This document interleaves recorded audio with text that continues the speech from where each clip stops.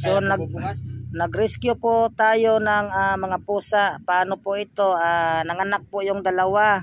Puno na po yung cage. Hindi natin pwede isama po, kailangan separate sila, isang cage din to.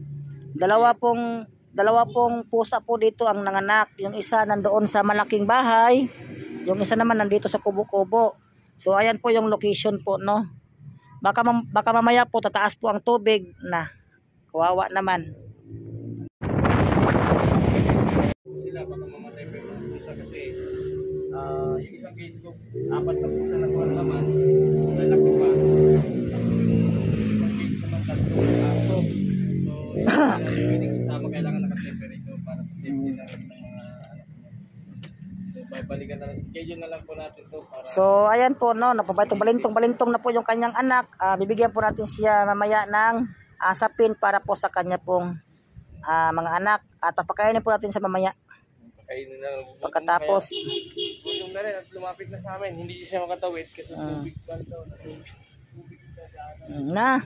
Sus, kawawa ay, nanganak na.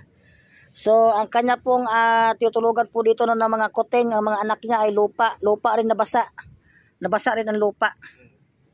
Hindi natin pwedeng galawin at baka ilipat lang yan, lalong di natin mahanap. Kung siya na lang maglipat, kasi kung ililipat natin baka buhatin din niya saan padalhin. So yun nga, lalong kawawa. Kaya muna natin siya na lang magtanggal dyan. Mamaya pag umuulan, hindi mo siguro dito mababasa kasi kubo to eh. Yan. Yan siya kasi sa taas mahuhulog yan. So ayan po mga guys, no, nakuha na po yung mga pusa dito sa may Musundang Palit, Palabon, pati yung mga aso.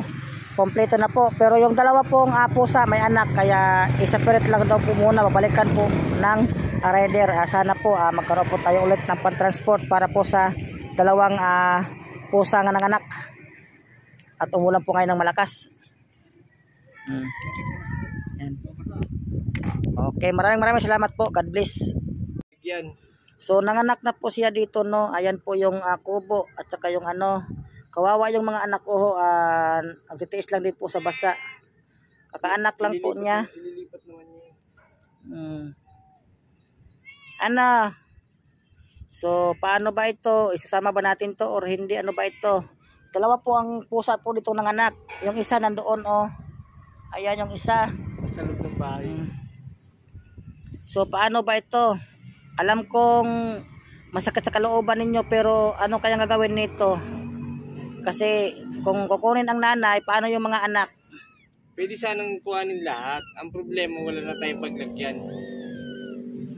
Kung gusto nyo, i-risk. So ayan po. Yan. Kuha na siya. So ayan.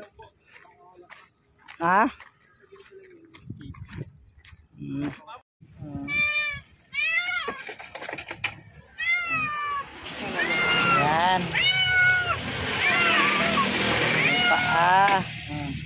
Ito po mga guys, no, siya po ay may anak.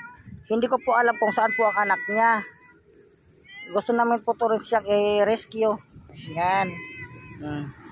So mamaya mapupunta po tayo doon para kukunin po yung kanya pong anak. Yan. So ayan po, madam, yung pusa na tiger na